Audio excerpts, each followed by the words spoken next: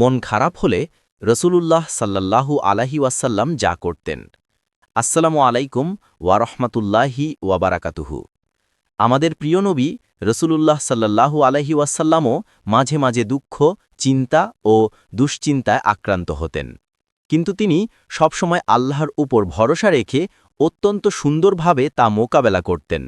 মন খারাপ বা পেরেশানির সময় রসূলুল্লাহ সাল্লাল্লাহু আলাইহি ওয়াসাল্লামের আমলগুলো আমাদের জন্য সর্বোত্তম আদর্শ। তিনি প্রধানত ১. আল্লাহর কাছে সাহায্য চাইতেন ও দোয়া করতেন। রসূলুল্লাহ সাল্লাল্লাহু আলাইহি ওয়াসাল্লাম দুশ্চিন্তা ও পেরেশানি দূর করতে বিশেষ দোয়া করতেন। আনাস ইবনে মালেক রাদিয়াল্লাহু আনহু থেকে বর্ণিত, রসূলুল্লাহ সাল্লাল্লাহু আলাইহি ওয়াসাল্লাম চিন্তাগ্রস্ত অবস্থায় এই দোয়া পড়তেন।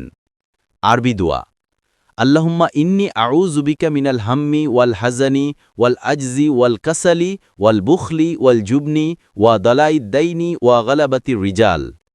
উচ্চারণ: হে আল্লাহ, আমি আপনার আশ্রয় নিচ্ছি দুশ্চিন্তা ও দুঃখ থেকে, অপারগতা ও অলসতা থেকে, কৃপণতা ও ভীরুতা থেকে, ঋণের ভার এবং মানুষের দমনপীড়ন থেকে। সহিহ বুখারী হাদিস নম্বর ৩১। এছাড়াও তিনি ইউনুস আলাইহিসসালামের দোয়া পাঠের গুরুত্ব বলেছেন। রাসূল সাল্লাল্লাহু আলাইহি ওয়াসাল্লাম বলেছেন, আমি এমন একটি দোয়া সম্পর্কে অবগত আছি, কোনো বিপদগ্রস্ত লোক তা পাঠ করলে আল্লাহ তাআলা তার সেই বিপদ দূর করে দেন। সেটি হচ্ছে আমার ভাই ইউনুস আলাইহিসসালামের দোয়া। আরবি দোয়া: লা ইলাহা ইল্লা আনতা সুবহানাকা ইন্নী কুনতু মিনাজ জালিমিন। উচ্চারণ: লা ইলাহা ইল্লা আনতা সুবহানাকা ইন্নী কুনতু মিনাজ জালিমিন।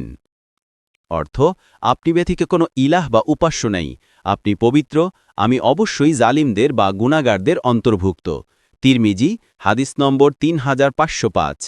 ২. সালাতে মনোনিবেশ করতেন।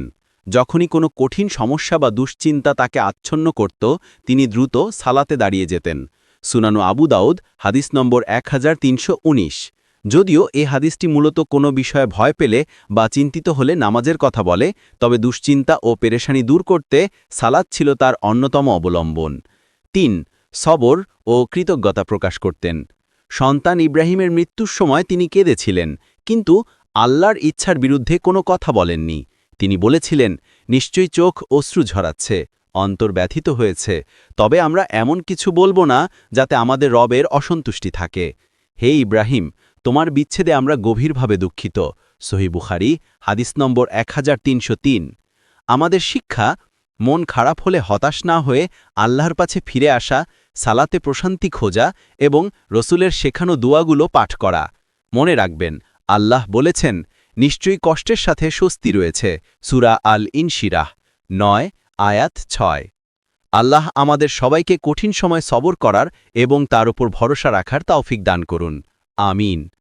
হ্যাশট্যাগ মন খারাপের সমাধান, হ্যাশট্যাগ রসুলের সুন্নাহ, হ্যাশট্যাগ দুয়া, হ্যাশট্যাগ ইসলামিক পোস্ট, হ্যাশট্যাগ আলহামদুলিল্লাহ, হ্যাশট্যাগ আল্লাহর ভরসা।